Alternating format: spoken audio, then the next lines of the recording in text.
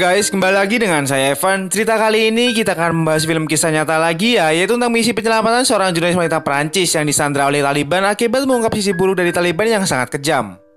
Yaudah guys, daripada kalian penasaran, ini dia alur cerita film Special Force tahun 2011. Cerita ini dimulai di Afghanistan, tepatnya di kota Kabul, di mana seorang jurnalis bernama Elsa sedang mewawancarai warga lokal yang bernama Maina. Kedatangan Elsa bertujuan untuk mengulik tentang perang dingin yang terjadi di sana, serta kisah kekejaman pemimpin Taliban yang bernama Ahmad Sayaf. Maina juga di sini menceritakan tentang kisah kelamnya yang ternyata ia pernah dijual kepada keluarga Sayaf saat masih kecil. Setelah itu, Maina pun memperingatkan kepada Elsa bahwa ia harus segera kembali ke negara asalnya karena di sini sangat tidak aman dan mengingat bahwa pasukan Taliban sewaktu-waktu bisa menangkap dan membunuhnya. Maina juga mengatakan kalau ini menjadi pertemuan terakhir karena Sayaf sendiri telah mengetahui bahwa ia sudah membeberkan rahasia-rahasia besarnya. I must go now. Maina, please wait. Now, Maina. The house has been spotted. Maina. Dan benar saja, tak lama kemudian rekan kerja Elsa yang bernama Amin menelpon dan memberi kabar bahwa posisinya sekarang sudah tidak aman. Pasukan Taliban telah mengetahui aktivitas wawancara tersebut dan akan mengepungnya. Amin pun langsung menjemput Elsa dan membawanya pergi ke daerah lain. It's out of the question. It's in danger. Namun di sini Elsa menolak. Jiwa kemanusiaannya berontak dan ia pun berniat menyelamatkan Maina. Saat hampir sampai ke rumah Maina, ternyata di sana telah banyak tentara Taliban yang sedang melakukan penyisiran. Melihat itu, Elsa pun tetap tak mau menyerah. Ia teringat dengan kenalannya yang bernama Saleh Mani dan berniat meminta bantuan kepadanya. Dan saat mereka bertemu, sangat disayangkan guys, bukan pertolongan yang ia dapatkan, melainkan sebuah jebakan karena ternyata Saleh Mani ini juga telah ketahuan berkomplot dengan Elsa. So sorry, Elsa. I had no choice. Dalam perjalanan saat melarikan diri inilah Amin dan Elsa tertangkap dan langsung dibawa ke tempat penyanderaan. Kabar tertangkapnya Elsa ternyata sampai ke direksi berita tempat Elsa bekerja yang ada di Paris. Dan tak lama kemudian berita itu juga sampai ke pemerintahan. Petinggi-petinggi di sana lalu melakukan rapat. Mereka yakin kalau tertangkapnya Elsa ulah dari Ahmad Sayaf yang selama ini bersembunyi di desanya yang tak tersentuh oleh pihak luar. Dari rapat itu akhirnya diambillah keputusan kalau mereka akan menurunkan pasukan khusus untuk menyelamatkan Elsa.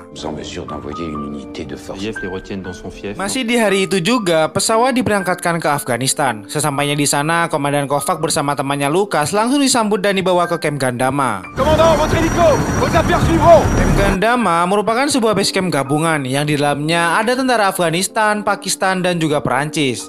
Di camp itulah Kovac dan Lukas mendapatkan anggota baru, yaitu Tik-Tak, Victor, Marius, dan yang terakhir Elias sebagai seorang di bagian sniper. Di sana ia pun langsung menjelaskan kalau misi penyelamatan ini bisa dibilang misi intelijen dan sandera yang harus mereka selamatkan berada di daerah Pakistan. 253 mètres. Ah, quand même. Bonne, c'est juste une mission de reconnaissance. Dan saat ini di Pakistan sendiri, Elsa akhirnya bertemu dengan Ahmad Sayaf. Ahmad ternyata selama ini mengetahui tentang wawancara dengan Maina, bahkan semua tulisan yang pernah Elsa tulis mengenai dirinya.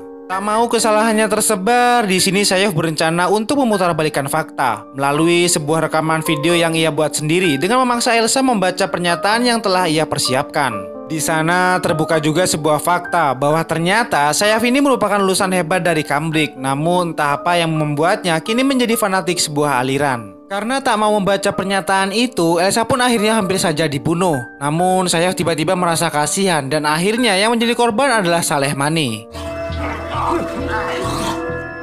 30 menit kemudian, potongan video saat Elsa akan dibunuh dikirim ke pemerintahan Perancis. Mereka pun jadi ragu dengan keadaan Elsa saat ini dan tak ada satupun yang yakin kalau Elsa masih hidup. Bahkan Laksamana Gazanik yang berada di kapal induk untuk memimpin pasukan khusus juga sama mulai merasa ragu. Namun setelah Gazanik melaporkan keadaan terbaru itu pada Kovac yang saat ini berada di perjalanan, mereka semua yang ada di pesawat sepakat mereka akan tetap melanjutkan misi walaupun keadaan Elsa saat ini tidak pasti. I love the job.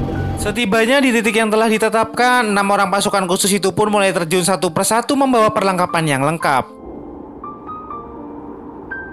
Di sisi lain, agen rahasia Afghanistan terlihat sedang memantau seorang pemimpin spiritual Taliban yang bernama Zulkan Muller. Ia pun terlihat sedang memasuki sebuah rumah yang rupanya ia telah ditunggu oleh para anggota kelompok yang dinamakan Surah. Dalam pertemuan itu, mereka pun meributkan soal Sayaf yang tak kunjung berani mengeksekusi Elsa. Dan sebagian dari mereka pun menganggap kalau Sayaf ini tak pantas memimpin di lapangan. Sayaf yang tak ingin hilang kepercayaan dari kelompoknya berusaha meyakinkan kalau dirinya tak akan lagi mengecewakan kelompoknya. Sementara itu, kini ke-6 pasukan khusus sudah berada di tempat yang diyakini sebagai tempat ditahannya Elsa. Saat mereka sedang memantau keadaan, tak sengaja teropong mereka melihat sebuah proses eksekusi. Dan sangat disayangkan guys, ternyata yang dieksekusi di sana adalah Maina. Sebenarnya Elias di sini bisa saja menembak seorang yang akan mengeksekusi itu. Namun Kovac melarangnya karena hal tersebut menurutnya bukan bagian dari misi. Tepat di depan mata teropong para pasukan khusus, akhirnya Maina bersama dengan beberapa orang lainnya tewas ditembak mati.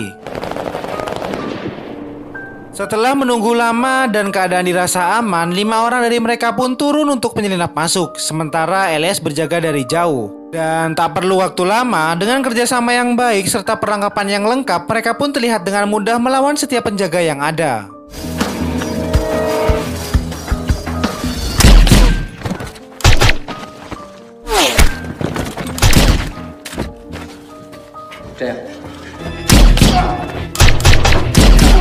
Go, go, go, go, go, go, go, go!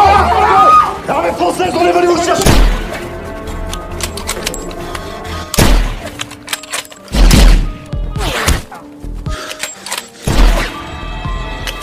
Contact arrière! Tepat setelah Elsa dan Amin diamankan, Sayaf pun tiba di sana. Ia pun begitu marah setelah tahu kalau Sandra telah berhasil kabur ke arah gunung. Ia yang tak mau kehilangan Elsa begitu saja langsung memerintahkan semua anak buahnya untuk berkumpul dan menyusul. Bukan itu saja yang bakal menjadi masalah guys, karena ternyata mereka juga telah kehilangan alat komunikasi portable untuk menghubungi helikopter yang akan menjemput mereka nantinya. Agar tak terpojok, Kovac pun di sini memerintahkan Marius untuk pergi ke arah bukit dan menyalakan sinyal darurat. Sementara dirinya akan menunggu Elias dan menahan para Taliban agar tak mengepung mereka. Tidak lama kemudian, Elias pun terlihat sedang dikejar-kejar pasukan musuh. Untung saja ia berhasil selamat dan bergabung dengan Kovac. Ketika musuh berada di tempat yang terbuka, Kovac pun langsung menyerang dengan tembakan yang mendadak. Sementara itu, Marius berhasil menyalakan sinyal darurat. Namun sayang sekali, mereka berada di koordinat yang tak mungkin untuk melakukan penjemputan. Apalagi kedua helikopter yang akan menjemput pun harus terpaksa kembali karena mendapatkan serangan dari pasukan Taliban yang berada di bawahnya. Operasi pun dianggap gagal dan pesan ini telah sampai kepada pihak pemerintahan di Prancis.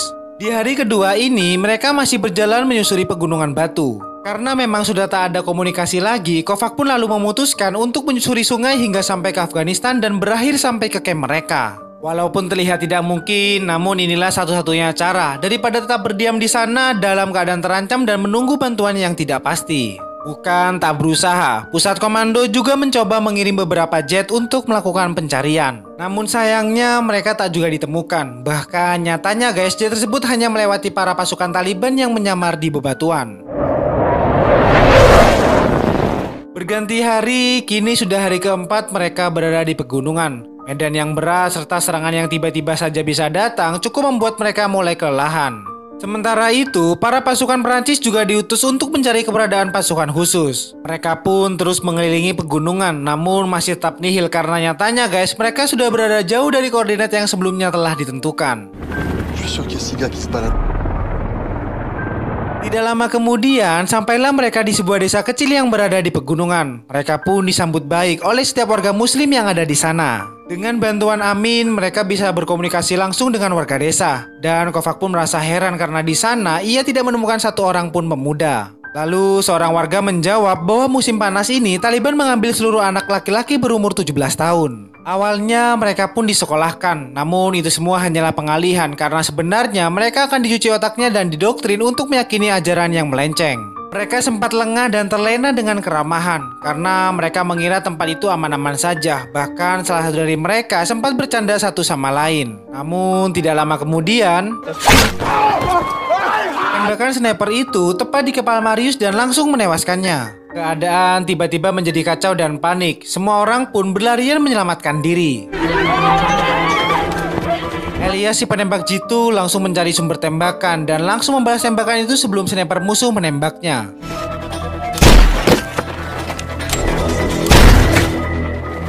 Bersamaan dengan itu, Taliban sudah memasuki desa dan menggeledah setiap rumah.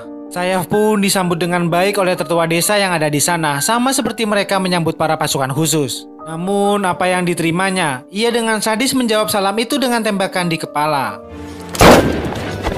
Pasukan khusus pun mulai menyelinap masuk dan langsung menyerang untuk menyelamatkan beberapa warga.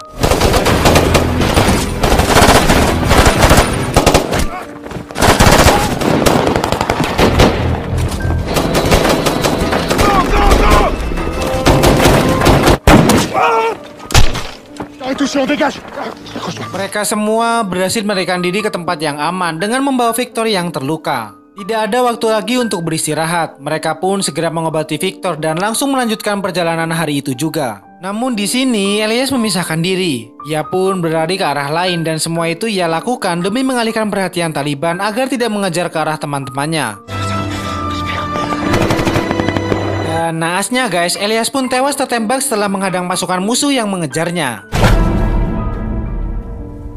Memasuki hari ke-6, bantuan belum juga terlihat. Sekarang mereka semua berada di ketinggian gunung yang dipenuhi dengan salju. Hari pun berlalu, dan tiba di hari ke-7, mereka terbangun dan menemukan Victor sudah tidak terselamatkan lagi. 3 orang dari pasukan khusus kini gugur, menyisakan Komandan Kovac, Tik-Tak, Lukas, dan juga Elsa. Waktu pun terus berjalan dan kini telah memasuki hari ke-9. Mereka telah berhasil melewati pegunungan salju dan kembali mengarungi gunung bebatuan. Dan di sisa-sisa tenaga terakhirnya, mereka kembali mendapatkan serangan dari Taliban.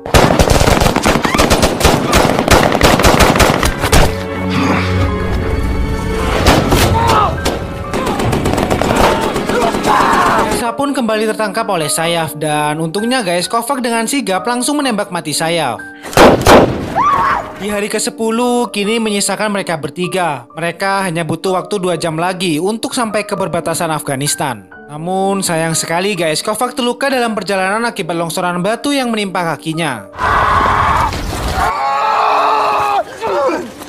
Dan sekarang hanya Elsa saja yang memungkinkan mampu untuk melanjutkan perjalanan. Di hari ke-11, Elsa masih dalam perjalanan menuju camp sendirian. Dalam perjalanan ini tentunya tidak mudah, apalagi dengan cuaca ekstrim yang harus ia lewati. Hingga akhirnya sampailah ia di titik terakhirnya dan langsung pingsan.